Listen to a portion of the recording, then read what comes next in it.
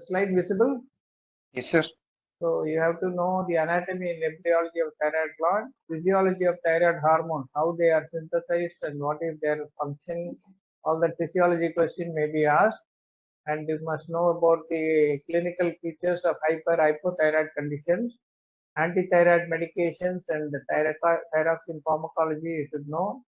Indications for thyroid surgery. How do you evaluate the patient pre-op, intraoperative management and problems, post-op problems and management, and patients coming with hyper or hypo, which are not controlled for non-thyroid surgery, is also another question that you have to face.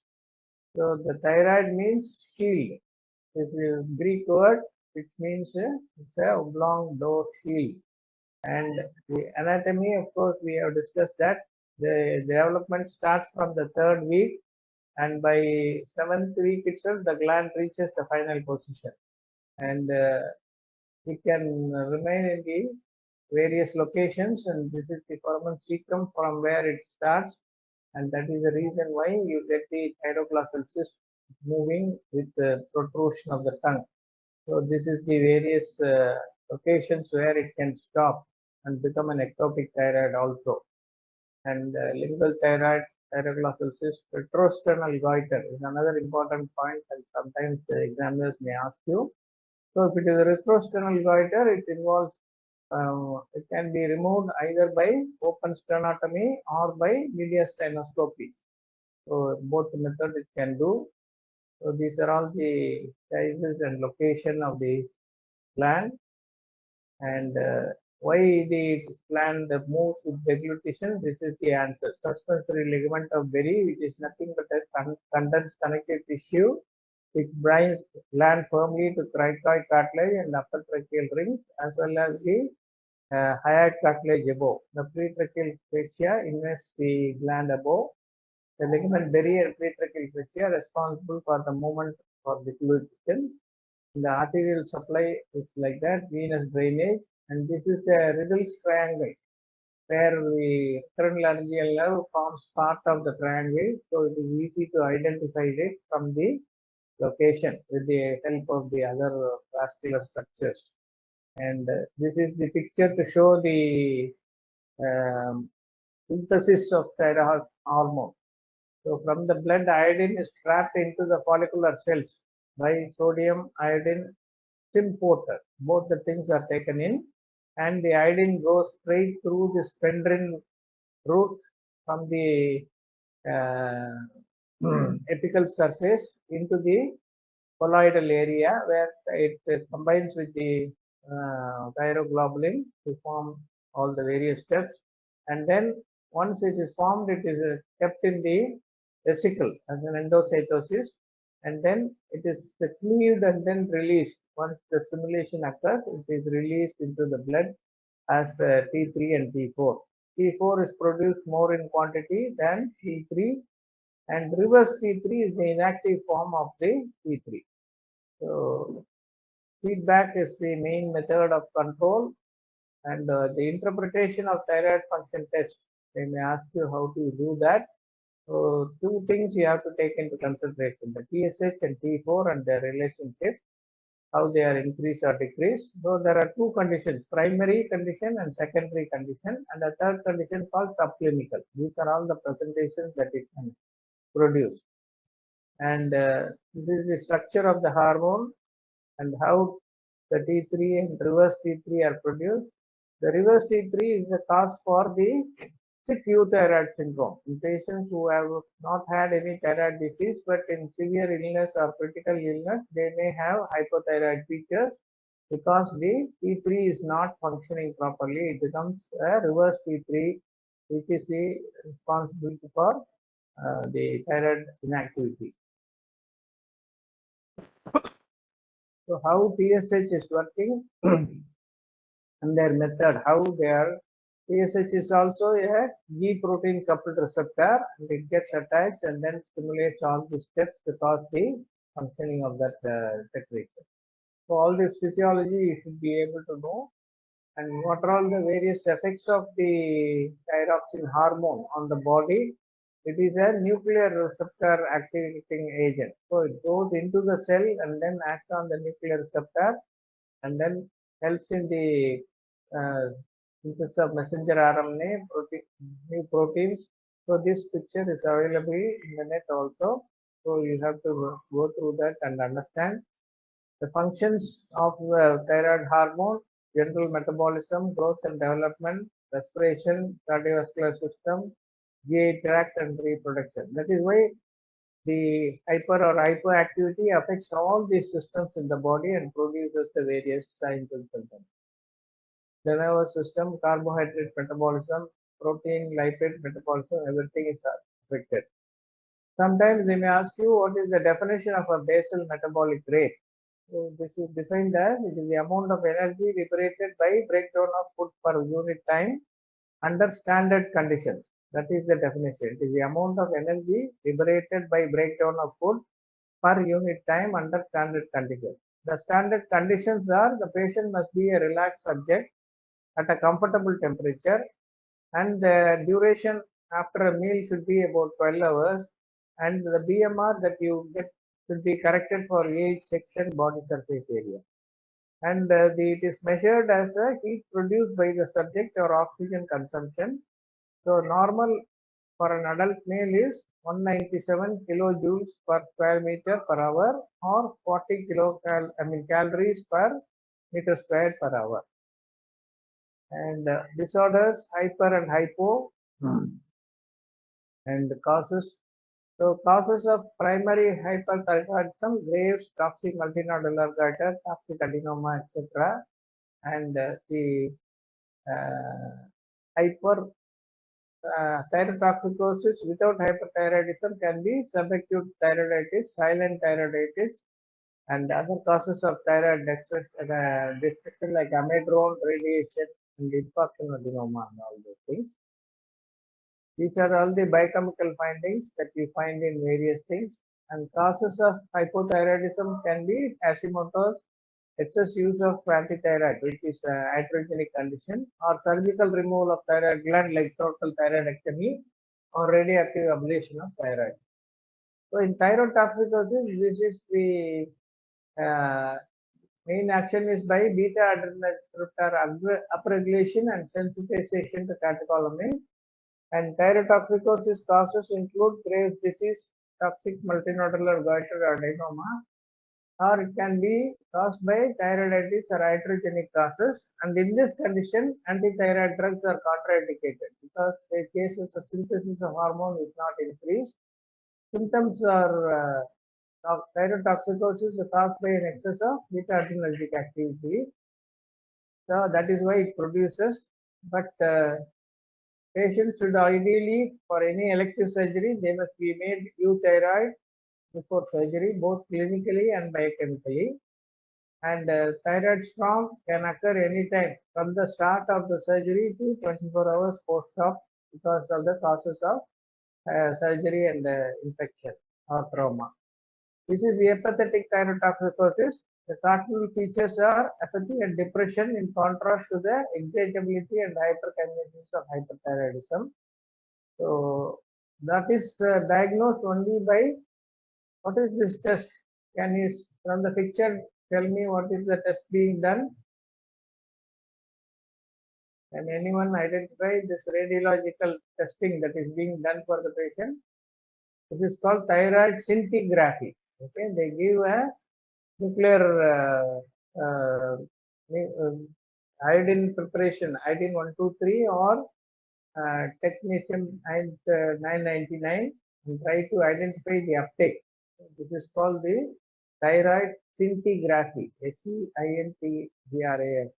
So diagnosis of central hypothyroidism is often suspected. There is another term called central hypothyroidism, which is in contrary to the normal hypothyroid condition we face, is due to hypothalamic or pituitary pathology, the setting of low or normal or even slightly elevated serum TSH. So here the TSH does not correspond to the values of T3 and T4. Like in primary, it is always a decreased T3, T4, elevated TSH. That means it's a primary problem. Whereas in the central hypothyroidism, which is due to hypothalamic or pituitary pathology, the TSH levels will not correlate to the corresponding decrease in T3 and T4. That is the main thing. And that condition is diagnosed only by a test called serum free thyroxine index level. And that is calculated by dividing the total T4 by TBI, that is total binding of iodine, or T3 T uptake ratio. That is how you calculate the free thyroxine index. So if the examiner asks you what is the importance of free thyroxine index, it is the test to find out the secondary hypothyroidism or central hypothyroidism caused by hypothalamic or pituitary pathology. Now, thyroid function test, that is another topic which can be suddenly asked, and you have to know that they can be classified into three categories: in vitro test, in vivo test, and miscellaneous test. So the in vitro tests are estimation of serum protein bound iodine. Normal value is 4 to 8, and the estimation of total T3 and T4. So these are the common things that we do, and these T3, T4 can be influenced by thyroid binding globulin levels or T3 resin uptake, and another test is serum TCH value. So normally we take TSH, T3, T4. These three things are enough to identify. And this is the, as I told earlier, free thyroxine index is total T4 multiplied by T uptake ratio divided by 100. And in vitro test is uptake test, and T3 suppression test, TSH stimulation test. These are all tests to help distinguish between primary and secondary hypothyroidism. So if it is a frank primary condition, both hyper and hypo, that can be diagnosed with T3, T4 and TSS itself. When there is a alteration in the TSS value which does not correspond to the T3 and T4, then you have to go for all these tests. And thyroid malignancies, there are 4 types: papillary, follicular, medullary and anaplastic. Papillary and follicular carry very good prognosis. 20-year survival is very good, whereas the other two conditions are quite dangerous. And antithyroid pharmacology, they may ask you about how they work. They inhibit the hormone synthesis, inhibitor of hormone release, radioactive iodine to destroy the gland, ionic inhibitors, and the carbamazole is the drug which is now given mainly. It's an imidazole derivative, and all the features are available in the books. The Lugol-Sidene is another common question that is asked. It's 5% iodine in 10% potassium iodide solution, 5 to 10 drops per day is the dosage, or iodide salts also can be given.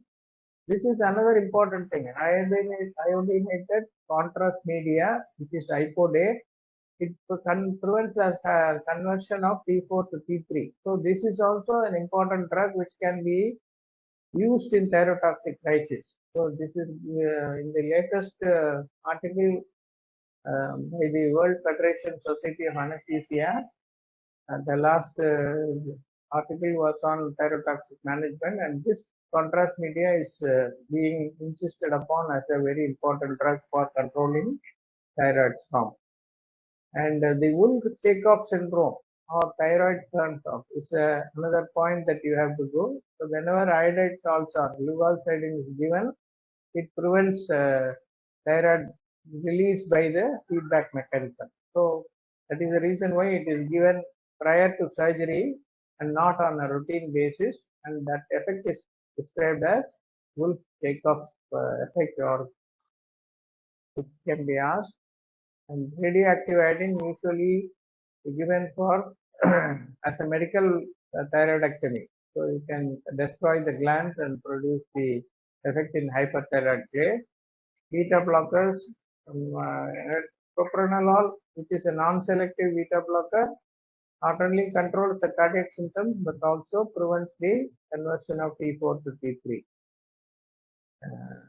The two biological functions for thyroxine, that is L-troxin, when it is given for replacement in hypo, It helps in normal growth and development of CNS in the younger age group, pediatric patients. In adults, it maintains metabolic homeostasis, which affects all organs.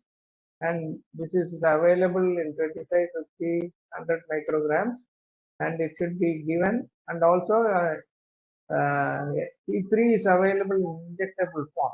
So you can use that for managing hypothyroid coma or myxedema coma states. It is one of the drugs that has to be used. Sorry. Indications for surgery: malignancy, obstructive symptoms, retrosternal extension, hyperthyroidism in response to medical therapy,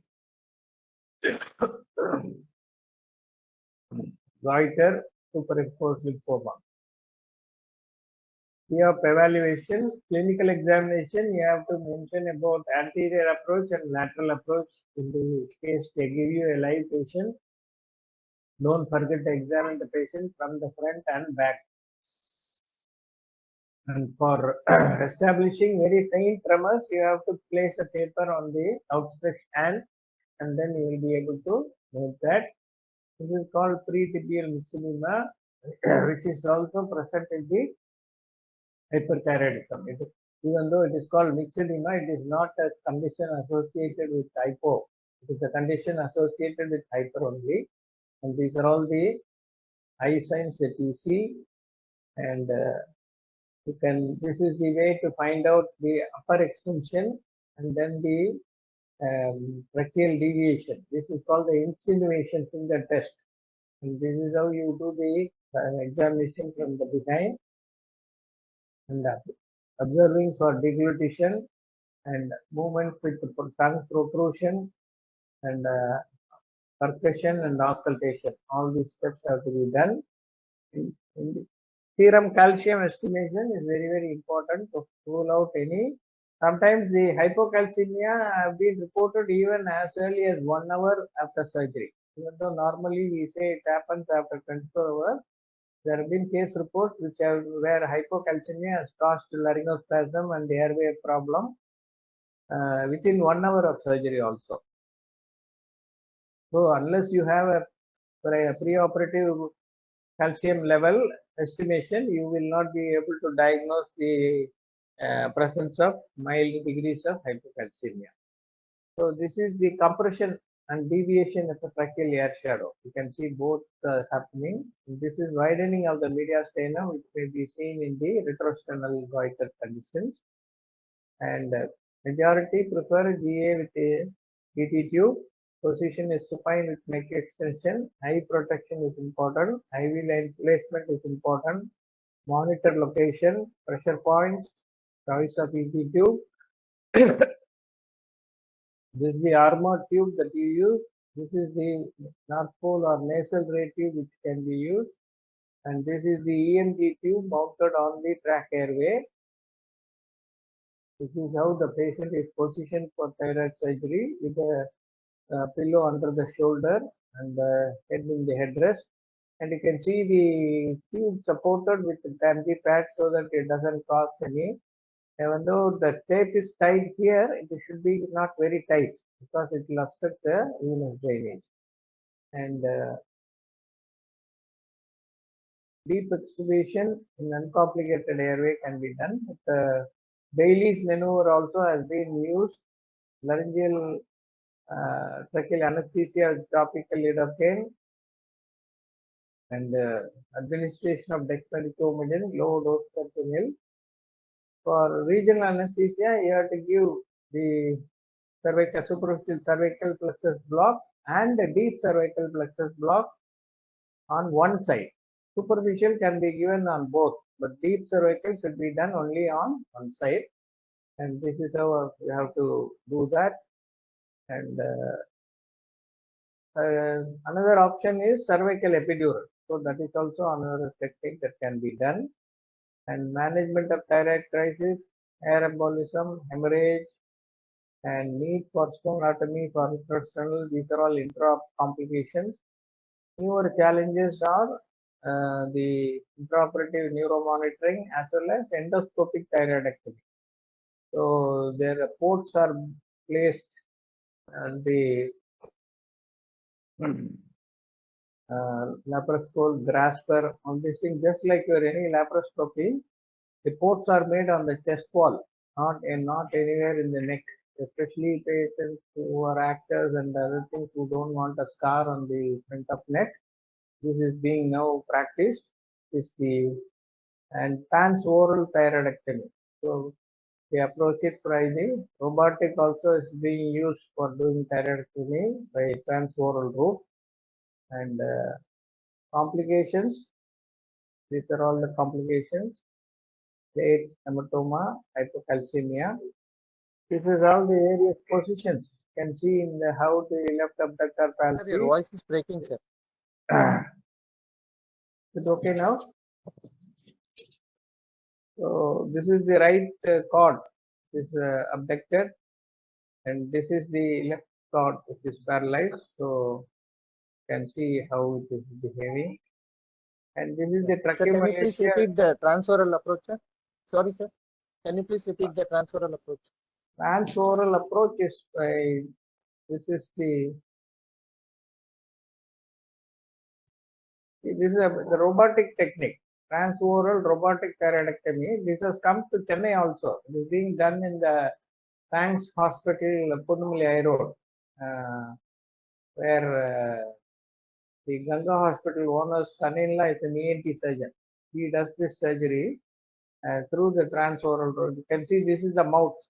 So they are making ports to approach this. These are the three cameras and the graspers and other things. So the whole thing is dissected out and taken out through this gap itself. Is it okay?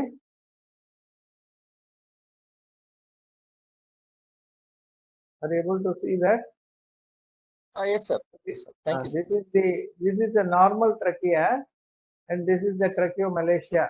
So where you can see the diameter is shortened, that the trachea is collapsing. So this is the fiber optic view, and the leak test is done. So you can auscultate and find. No leak means no sound heard by the auscultation. That means it is a collapsed thing. Mild leak heard during the stethoscope. That means partial collapse is there. Even without a stethoscope, sound of leak heard without stethoscope, it means the trachea is normal and the test is negative. Or you can measure the axial tidal volume. Percentage of at least 1/3 of the axial tidal volume should come out through the leaky area. So these are all the points that have to be taken into consideration.